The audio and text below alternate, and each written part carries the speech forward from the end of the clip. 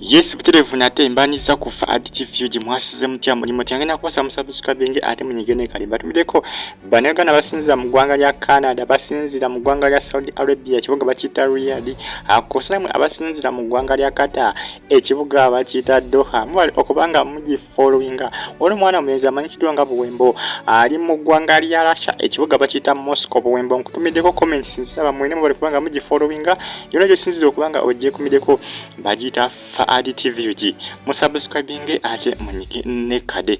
bagiyita additive view amawuli embana go bunaku olukya mbane updates eziba zitambatambula wano mu ggwanga lyaffe Uganda kusadya basebu baffe ab'enjawulo Nabatanzi avuddeyo nga gamunnange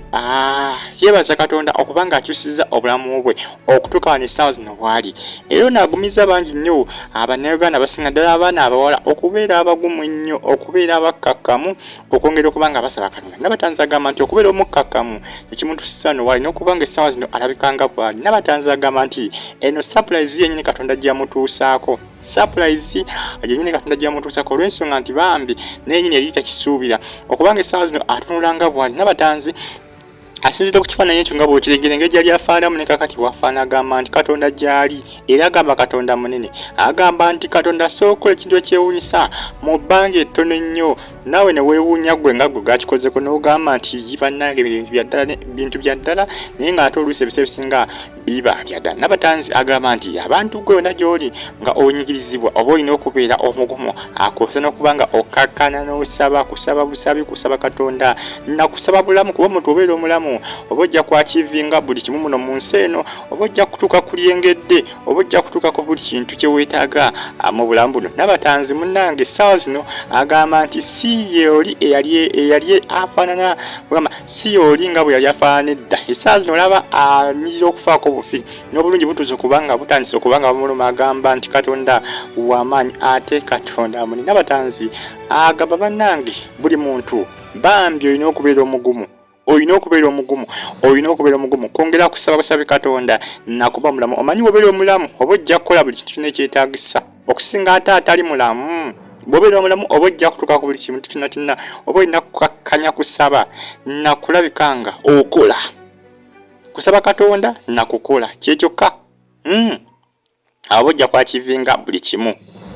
Nabatanzi agamba nti leeta kisuubira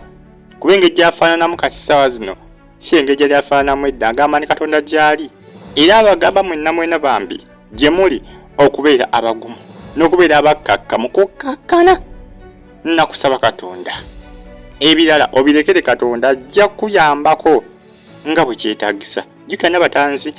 balisalize musadize ndowooza eggulu bagenze ne kampuni gye bayita Tahifeez Tour and Travel Tahifeez Tour and Travel era bagenda kumalayo ennaku bizondooza bayinza okukomawo ennaku olw'enkya okuva sadize eggulu jjukira bagenze bangi kwabaddeko Saimo Kawalaata kwabaddeko VJ Junior babadde bangi nnyo Nabatanzi naye yabaddeko n'abantu abalala bangi nnyo bagenze kukola tour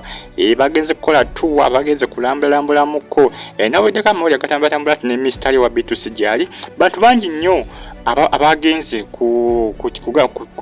tour ya Tahifeez company bagita Tahifeez company mpya nno enekola bintu bya tour and travel nenga esinga kutambulira nnyo mu ggwanga lyaffe Uganda manye ggwanga lyaffe Uganda limu ebyewuunyisa binyula kuba mu ggwanga lyaffe Uganda osanga omuntu ng'amazeemu emyaka n'emyaka nga bwe bamuzaalira naye nga ebitundu amanyi bibiri byokka ng'oyinza okusanga oli ng'amanyi Kampala kalugeze ne gye bamuzaala ng'e Masaka nga byamanyi byokka naye ng'ate ebyewuunyisa bingi nnyo salize Fotopoto Gulu Pakwaki Pakichola Simanyanga Wakalamoje eyo ebyewuunyisa bingi nnyo mu bitundu ebyeyo Fotopoto byewuunyisa bingi nnyo Kabale Mbale abensonga nti wano mu ggwanga lyaffe Uganda titukola ki tubifaako naye ng'eggwanga lyaffe Uganda lirimu ebintu bingi nnyo kyobola abazungu ate bo bali tusinga okulimanya ate ffe abalibeeramu kyewuunyisa Nabatanzi yagenze ne kampuni eyo ekyali mpya nnyo mukola travel ng'eyambako abantu okuba nga ebalambuza okumanya ebiri mu ggwanga lyaffe Uganda ebyewuunyisa era nga Nabatanzi alabika yambasada wa kampuni eyo ndowooza olaba gwe bayita Katonda bwakuyiwako amazzi buli kimu kiba kijja kutambulira slowly by slowly buli kimu kibajja kuba kijja kugondera buli kimu kiba kijja kubeera soft kiba kijja kuba kigonvu nnyo gy'oli Nabatanzi bw'ati agumizzago wenna gy'oli bambi ng'embeera nkalubo okubeera omukakkamu musubscribing bagita RTV ugilikinga obubaka buno abutadde ku mukugulo ogwa Instagram musubscribing ate munyigene kade sigala ng'ogyekumiddeko bagita RTV UG mbaagala nnyo batumiddeko abali Katonda ne Saudi Arabia bulungi mweraba